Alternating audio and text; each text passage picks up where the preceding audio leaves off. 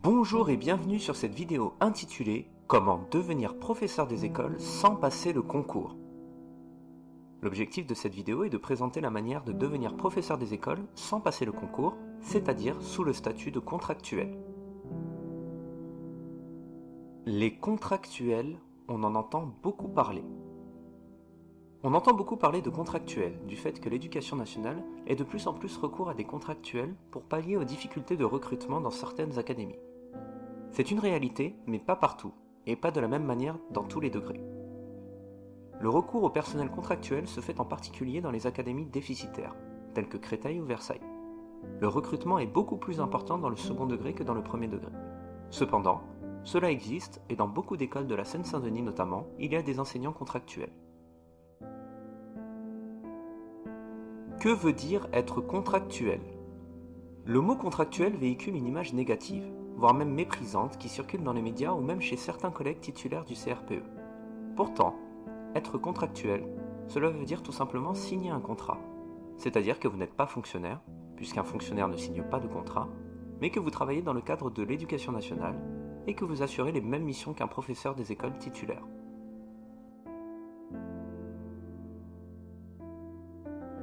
Est-ce un statut intéressant ? Sur le long terme, probablement pas. Votre grille indiciaire sera moins élevée et progressera moins vite que celle des titulaires. Autrement dit, vous gagnerez moins d'argent que les titulaires à nombre d'années d'ancienneté égal.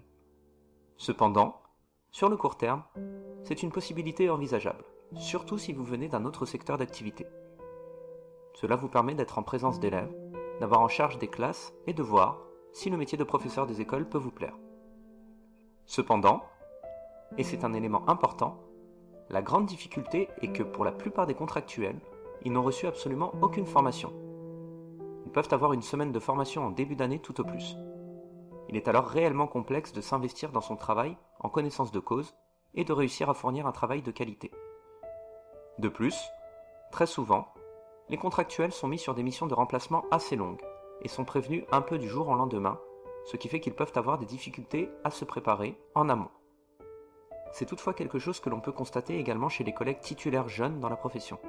À partir du moment où vous n'êtes pas titulaire de votre poste au sein d'un établissement scolaire et que vous êtes remplaçant, vous pouvez tout à fait être ballotté d'une école à une autre.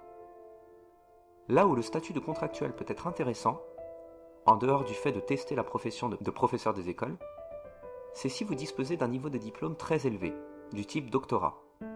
En effet, dans ce cas de figure, vous pourrez avoir une rémunération importante, puisque le statut de contractuel fait que le salaire est fonction du niveau de diplôme.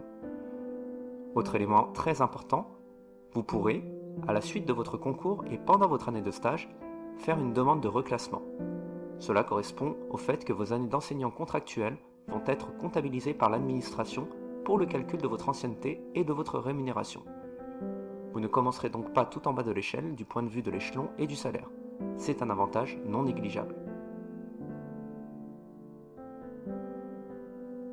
Merci d'avoir regardé cette vidéo.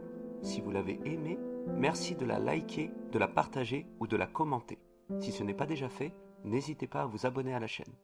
On se retrouve très bientôt pour une prochaine vidéo.